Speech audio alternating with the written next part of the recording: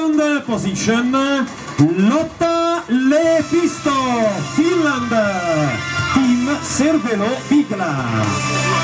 Alla premiazione invitiamo Gastone Martorell, sindaco di Sanfior. Gastone Martorell, sindaco di Sanfior, consegna la seconda classificata Lotta Lepisto, l'omaggio classificata Lotta Lepisto, Finland.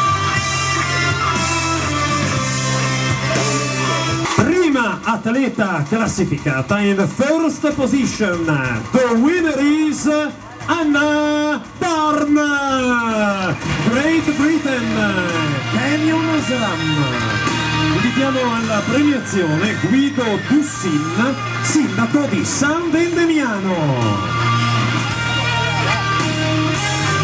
Guido Dussin, sindaco di San Vendemiano, consegna alla vincitrice Anna Barn l'omaggio floreale, la mascotte, una sella firmata SMB e una targa messa in palio dall'amministrazione comunale della città di San Vendemiano.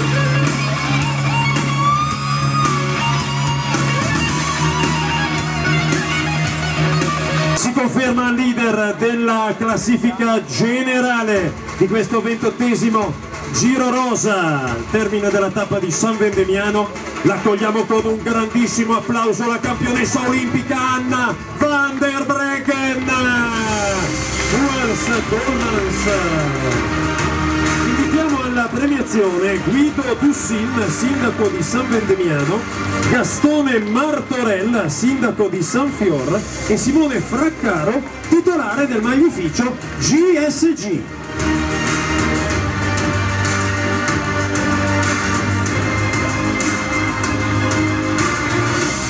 Guido Dussin, sindaco di San Vendemiano, Gastone Martorell, sindaco di Sanfior, Simone Fraccaro, titolare del maglificio GSG, fanno vestire la maglia rosa la leader della classifica generale.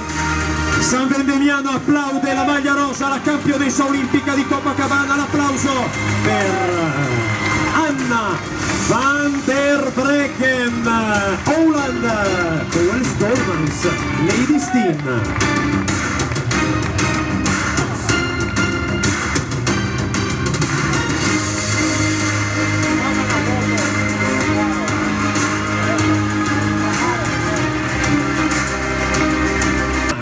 E Pietro Marcolin, vicepresidente Banca della Marca, con le 5 maglie ufficiali del Giro e i nostri